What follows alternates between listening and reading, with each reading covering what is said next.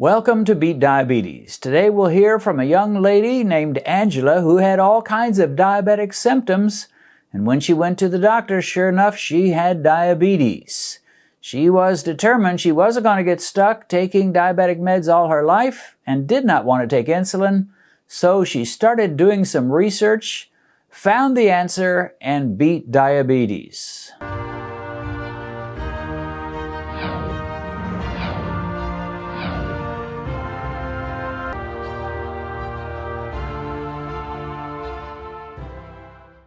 Well, folks, we're in for a real treat today. I'm going to be interviewing a delightful young lady, young definitely by my standards. Her name is Angella Harris.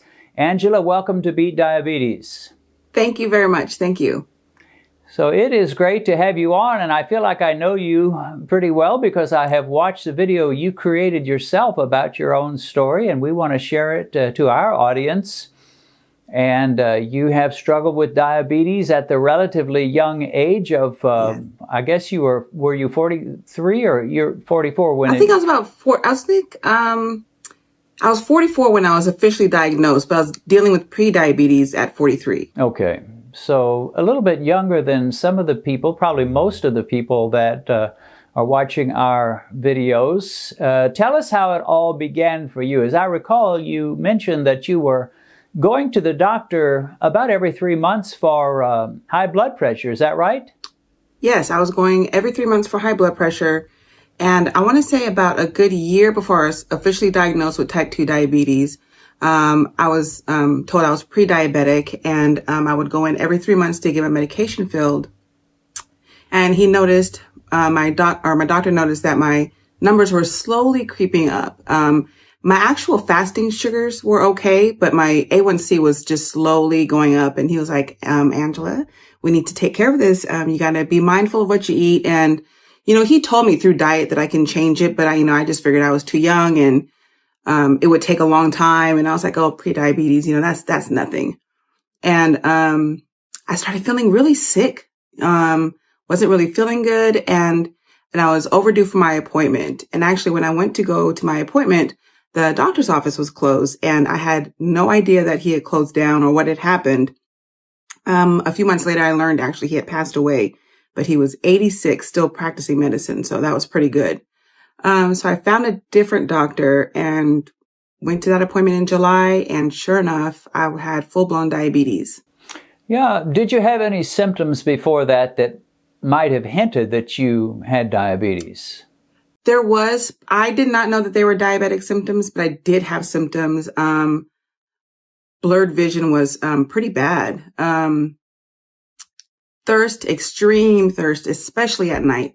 Frequent urination. I'd get up in the middle of the night about 3 or 4 times in the middle of the night. And this was really ramping up about 2 months before I was diagnosed. And I was just like, oh my goodness, I don't understand what's wrong with me. And I was always tired. No matter how much sleep I got, I think I was always tired. And I could have gotten 12 hours of sleep, and I was just so tired. And then at nighttime, I couldn't go to sleep. I had insomnia, but I was tired all day. And then when it's time for me to lay down, I could not go to sleep. I did have like tingling in my left hand, in my last 3 fingers. So from the middle finger, ring finger, and pinky finger, I was like, I don't know what that is. I just thought it was like a pinched nerve. And so I did not know that these were all diabetic symptoms. And then, once I went in and got diagnosed, and I actually looked up diabetes, I was like, oh my goodness, I didn't even know I had these symptoms. Yeah. So how did it hit you emotionally to find out that you were now officially diabetic? Oh, I was heartbroken. I almost like went down into like a really deep, I wouldn't say depression, but like a dark hole, because my mother was diagnosed with diabetes, and she battled diabetes for about 20, 25 years. And even early on, with her diabetes, I was her caregiver and would go to these appointments with her. And it just still didn't click to me that that's where I was going to end up if I didn't pay attention to how I ate or what I ate. So once I was officially diagnosed with diabetes and not pre-diabetic, I got the wind was knocked out of me. When I was diagnosed, my mother had already passed away, basically through diabetes complications. So I just did not want that to be my end result. I did not want to even deal with diabetes. Well, sure. So, what were you told? You talked to the doctor, obviously, and perhaps a nurse or a dietitian. What were the experts telling you about the condition, about the possibility of reversing it, or were they giving you any hope at all? Through my current doctor, no. Basically, after she told me I was diabetic and I heard the word metformin, um, I did not want to take metformin. In my mind, I was already mentally blocking out metformin. And so I asked her, I was like, do I have to take metformin? And she was like, no, you don't have to take metformin, but here's a list of other medications I could put you on.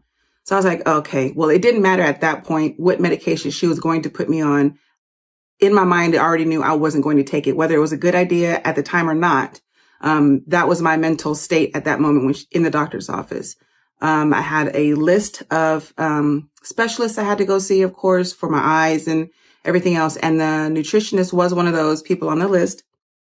And about a month after my appointment, I had to go see the nutritionist. And in between me being diagnosed in July and the nutritionist appointment in August, I did do some research. And by that time, I had already found you and was watching your videos and knew basically what I should stay away from, what I should be eating, how I should be eating, the times, possibly intermittent fasting. And I went to the nutritionist and they gave me a list of food that I should eat that is literally what I've been reading not to eat. I've been, I seen not to eat brown rice, quinoa, basically oatmeal, certain types of yogurt, sweet potatoes. But these are all the things that they were telling me I could have. They were telling me to eat wheat bread. They were telling me I could have potatoes. They were telling me I could have a dinner roll at nighttime. They were telling me eat snacks and sweets occasionally. And when I'm thinking I shouldn't have that stuff at all, especially if I want to reverse my diabetes. And I knew that I didn't have a safety net like diabetic medication to take if I was to eat some of this stuff and it would regulate my insulin. But I knew I didn't have that medication in me to help regulate the sugars that I was going to be intaking or the carbs. So I knew I could not eat that if I was going to reverse my diabetes. And one of the only reasons also I knew that I could do it through food possibly was my previous doctor who had been diagnosing me with the prediabetes is that, you don't have to go this way. Your body can heal itself if you eat correctly. And I just never really understood what he meant until unfortunately he had passed and I was with a totally different doctor that told me I had to take medication. And the nutritionist was telling me I can eat some of the things that I'm reading I should not be eating at all as a diabetic. Yeah, that's pretty sad. So basically they're saying, well, you've been eating the wrong carbs, now you eat the right carbs and all will be well. And so many people take that advice and all is not well. Somehow you knew, I guess you'd watched some of my videos and maybe done some other research and realized that probably wasn't going to work for you. No, not at all. Okay. So did you have much trouble coming up with the willpower to make the changes that you knew that you needed to make? Initially, no. I thought it was going to be hard, but I took it as life or death. My mom did pass away, so I felt like if I continued to eat the way I ate and do the things that I have been doing up, 44 years, I would not make it. And so it was a life or death situation for me. I know it's a little drastic, but that's how I took it. And I think that is what helped me. And knowing that I wasn't going to have the medication, I knew I had to do it. If I did not do it, I was going to be on this medication that I did not want to be on. I didn't want it to poison my body. I didn't want to rely on it. I didn't want to end up on insulin injections because eventually the metformin and everything else I might have been taking wasn't going to work. So, as far as the willpower, I wouldn't say it was easy, but I did have moments of, oh my God, is this even worth it? Because at the time I did not know the method that I was taking was going to work or not. So I was like, I don't even know if this is worth it. I don't know if I'm doing it the right way, but I had to just keep going until my follow-up appointment. And thank goodness I did. Yeah, absolutely. Well, tell us a little about the specifics. What foods did you eat a lot of that you quit eating, and what foods did you start adding to your menu that you began relying upon and eating more of? Sure. In the beginning, I really wasn't sure. I did do some research. So I was like, okay, let me just cut out, because I did eat white rice a lot. I loved bread. I loved carbs, pasta, all of that. So I knew I had to cut those out. Cutting that out was difficult. And so I tried, going to the grocery store, and I would spend sometimes an hour in the grocery store just reading labels to see exactly what I could or could not eat. I took it as a field trip. Looked at pasta, maybe looked at some like red lentil pastas, and realized that I can't eat these pastas that say they're full of veggies or anything like that, because they were full of carbs. So I knew that wasn't going to work. I looked at quinoa, because initially I was eating some quinoa, some bulgur wheat in place of the rice, and realized that that wasn't working for me as well. Maybe it works for others. I'm not exactly sure. But for me, it did raise my blood sugar, so I knew I could not have that. So it took Mike the Meter to let me know what I could or could not eat. I knew right away to cut out the beans and, all this extra carbs. The veggies I kind of struggled with, because I wasn't sure 100% what my body was going to deal with. So for the most part, I love vegetables anyway. And at one point I was a vegan for a little while. So I knew I could eat a lot of veggies and be okay. Some, of course, I have to stay away from, like potatoes. And, just incorporating a lot of vegetables. I slowly started, adding like the lean meats, some chicken, some good pork, some good beef, turkey.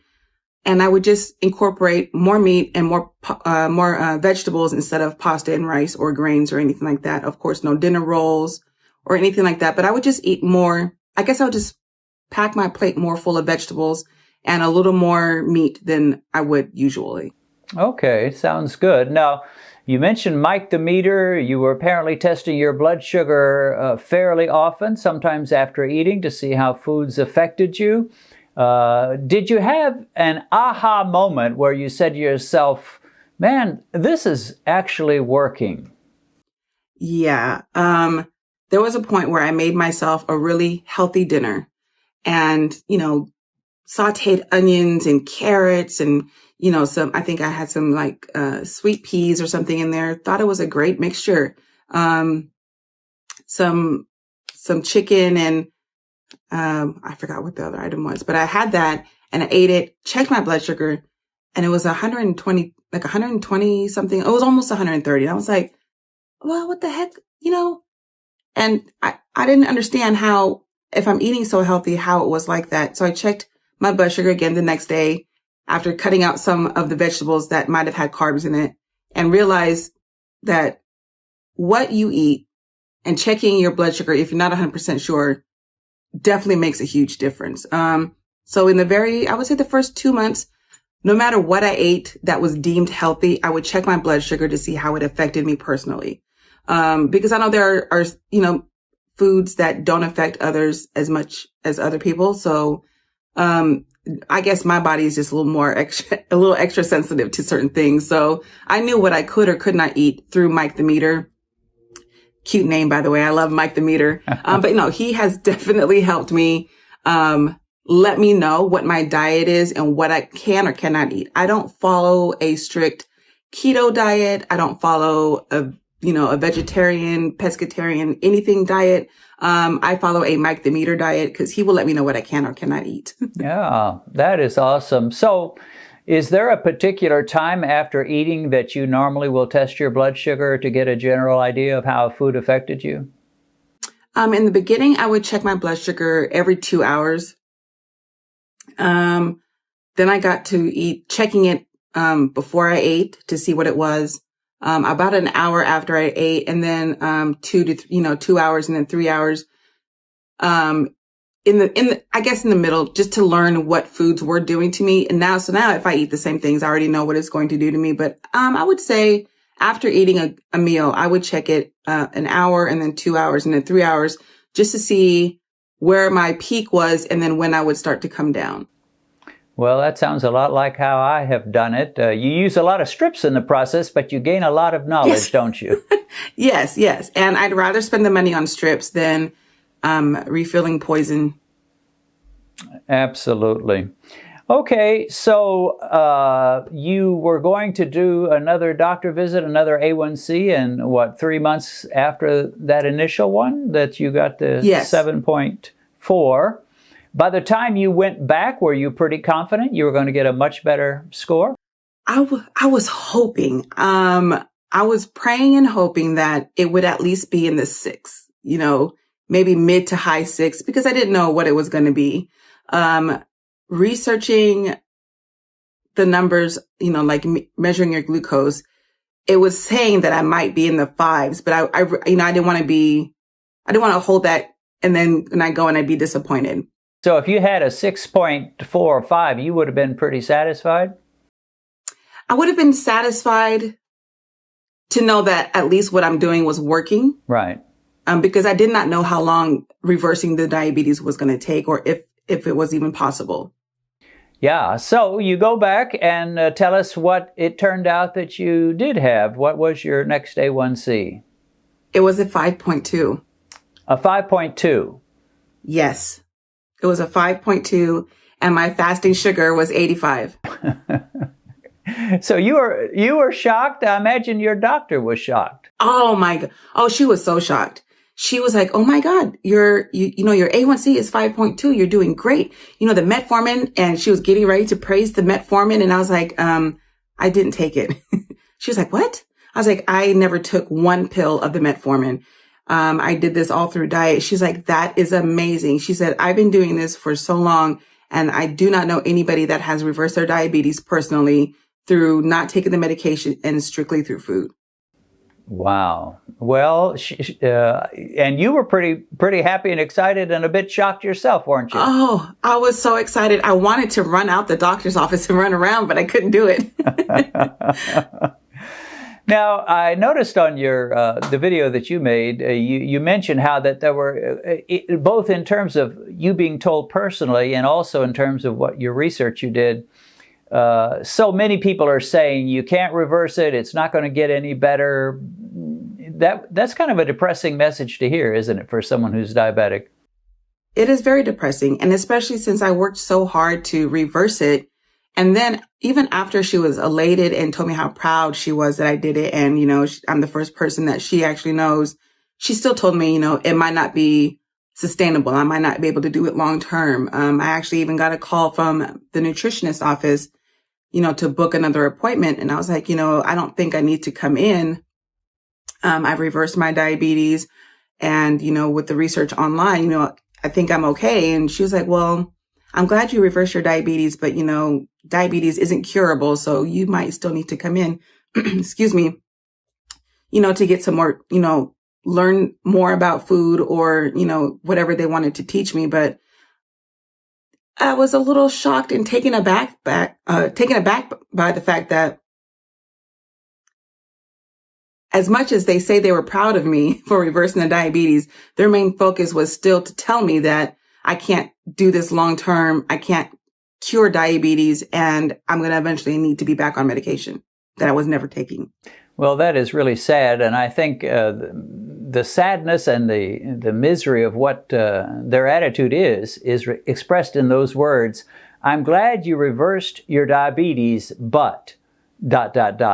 So in other words, don't get too happy about it. It's bound to come back. You're bound to slip up. You can't maintain. If you do, you'll have issues. And yet experience and testimony after testimony tells us differently. So what's your attitude now, Angela? How are you feeling? What do you see in your future in terms of being able to maintain and be non-diabetic the rest of your days? In my process of being told I was diabetic and then through research, I realized there are certain foods that I thought I could never live without that I can live without. Because a piece of bread is not worth my life. Pasta, especially since there's so many alternatives you can eat, you can make, you can buy now in the grocery stores. Wait, you still have to be careful of. But there's no way I would be able to mentally or physically go back to where I was. I didn't even realize that when I was diabetic or pre-diabetic going into diabetic, how horrible I felt. I knew I had body aches, but I figured it was just me getting older. I was putting on some weight and I just figured it was that. But I think it also has a very mental strain on you as well, not just physical, but mentally as well. And so I don't want to be back how I felt when I was working my way into diabetes and diabetic. I feel really good now. My body feels really good. I have a lot of energy. I have a new outlook on life. I have a new outlook on food. I have a YouTube channel where I eat. Unfortunately, I mukbang. And I did not realize that all that food that I was shoveling into my body, I knew it was bad, but I didn't know it was going to take such a quick toll on my body. And so now I still eat on there, but I show people how to make things that we might normally eat with different alterations, different things that we can add instead of this. And you're just as good and you will barely raise your blood sugar. And I just want to help somebody else like you helped me and like others I've watched help me. It's possible that you can reverse diabetes. It's possible to reverse it, beat it, and maintain it. There's no way ever that I could go back to where I was. There's no way. Amen. And you know, you are so much similar to almost everybody I talk to in this respect. You didn't set about to lose weight. You set about to get your glucose down, but you ended up losing a lot of weight. How much weight did you lose over this process? I lost 45 pounds. 45 pounds. Wonderful.